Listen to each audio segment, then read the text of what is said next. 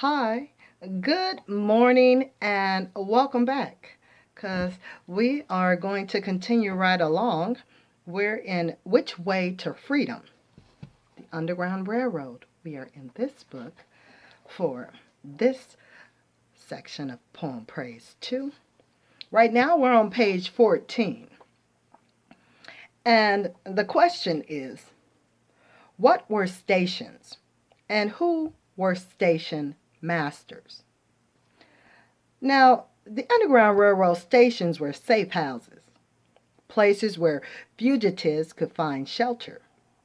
An Underground Railroad station might just be an unlocked farm cellar where a runaway could sleep safely. Perhaps there would be a plate of food, too. Other stations were more full service.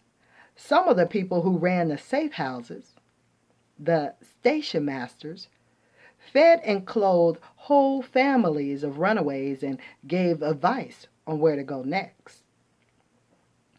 Many Underground Railroad workers were station masters. William Stills' home was among many famous Underground Railroad stations in Philadelphia. Thomas Garrett's family hid runaways at their farm when he was a child.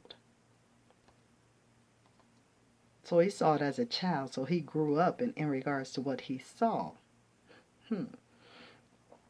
Garrett did the same at his own home in Delaware.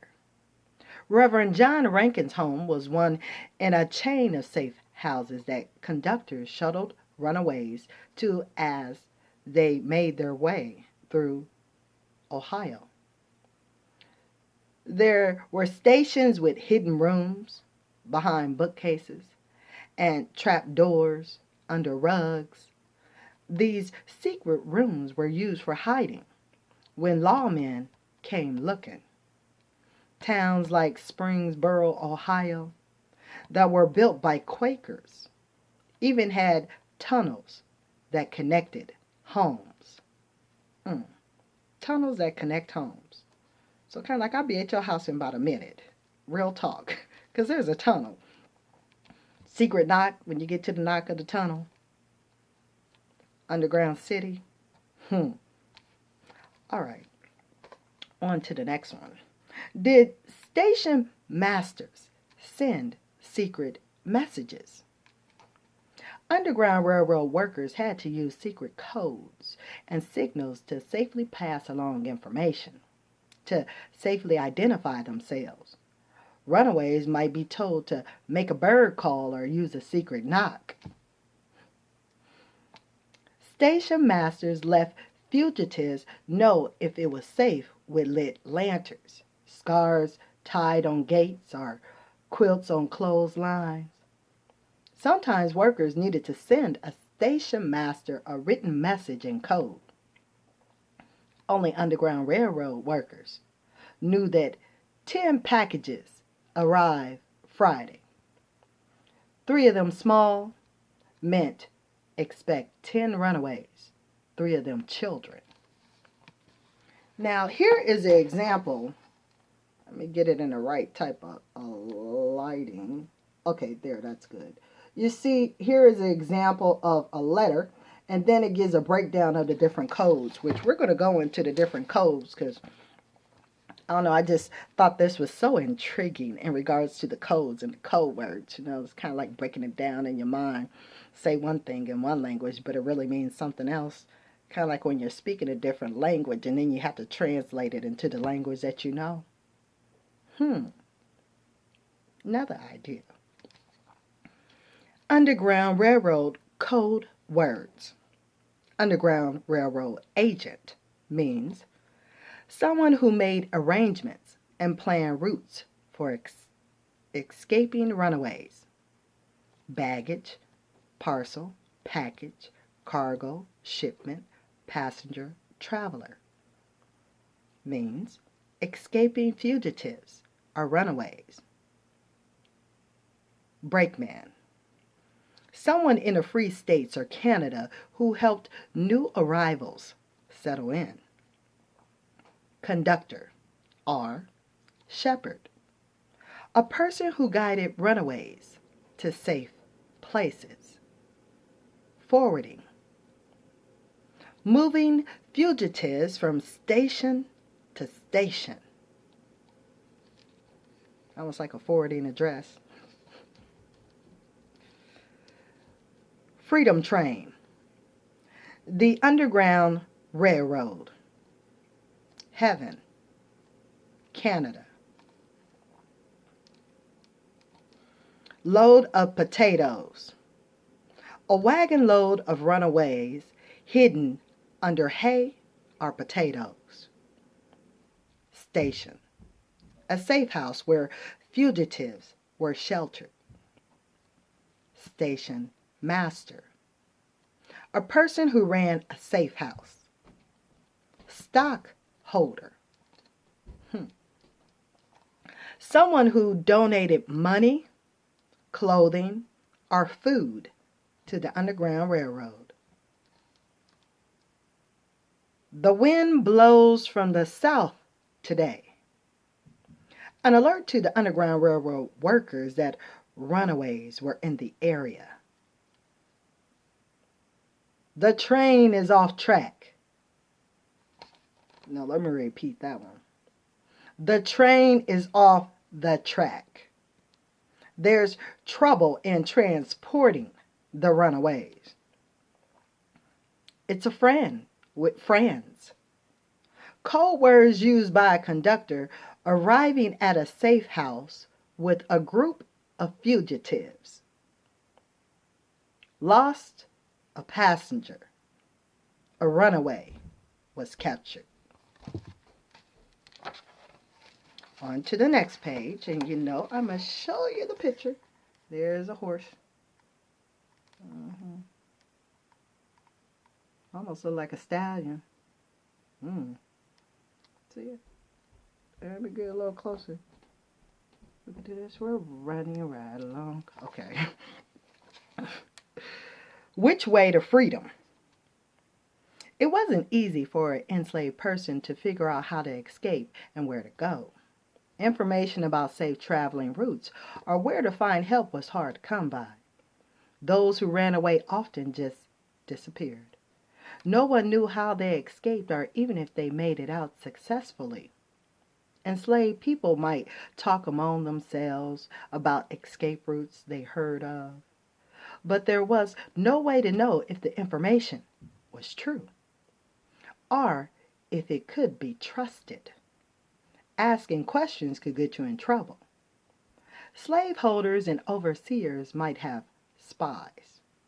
Enslaved people tempted to betray secrets for extra food, an easier job, or to avoid punishment.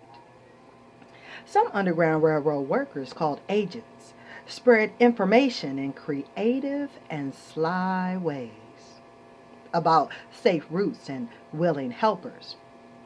Agents would visit plantations, pretending to be traveling doctors, ministers, salespeople, or even fruit pickers. Once there, they try to gain the trust of the enslaved people. See, a system inside of a system. The agents would then pass information on to them about where to cross rivers and whom they could seek out for help in different towns. Underground Railroad agents Alexander Ross was a doctor and a bird watcher. He visited plantations telling the owners he wanted to look for birds on their property. When Ross met enslaved people who wanted to run away, he'd give them a compass and instructions on where to go. See, they wanted something. And then he gave them some help and some instructions. So not only the help of the compass to guide you in regards to going north, south, east, west, but also instructions on where to go. But they had to have the desire of wanting to go. Back to the book. The most heavily traveled routes of the Underground Railroad ran through Maryland, Delaware, and Kentucky. In the South, and Ohio, Indiana, and Pennsylvania in the north. Cities like Washington, D.C., Baltimore, Philadelphia, and New York were major hubs on the Underground Railroad. Before the mid 1800s, runaways often settled in the cities in the North. Many of these cities were known havens for escaped fugitives with welcoming communities of free black people. But harsher laws passed in 1850 meant black people were no longer safe from fugitive hunters, even in the free northern states. Because of the new law, many set off for Canada, where slavery was illegal everywhere. Now, the picture I showed you of the horse, I'll let you know who actually did that picture. It was Eastman Johnson. Famous painting of escaping runaways. A Ride for Liberty hyphen fugitive slaves. So I believe that the picture has a title. A Ride for Liberty, fugitive slaves. And I'll just show that picture again, because as I'm looking at it, you see the kid holding on to the horse. And see how the man here in front, he looking forward in regards to, and you see the female, she's sitting on the back, but she looking at the back like, dang, I'll make sure ain't nobody coming behind us, just keep it moving. I'm riding right along. Just keep on meeting, keep on leading, keep on keeping on. Going to the front. The child, the man and the woman, the family.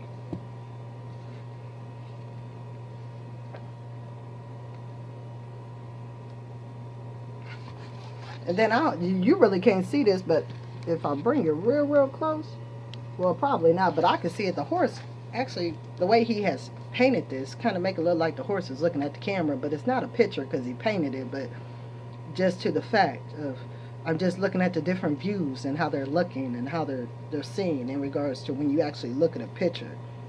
Because it could tell you a story, you look at it, just sit there and ponder it. But I believe that's going to complete it for this time of Poem Praise 2. I'm going to give you a preview of what we're going to see next. Now, there is the picture right there. See the picture? And the title of when I come back on Poem Praise 2, this section is, Were Runaway Slaves Safe in the North?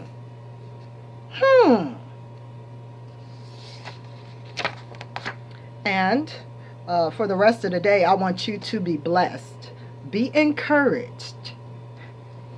Regardless, whatever you're going through, be encouraged. And have a wonderful rest of the day. And guess what? I will talk with you soon. Well, I guess not talk to you because you're not talking back, but I will be reading to you soon or coming to you with something here on Poem Praise 2. And till then, I want you and your family to be blessed. All right. Till next time.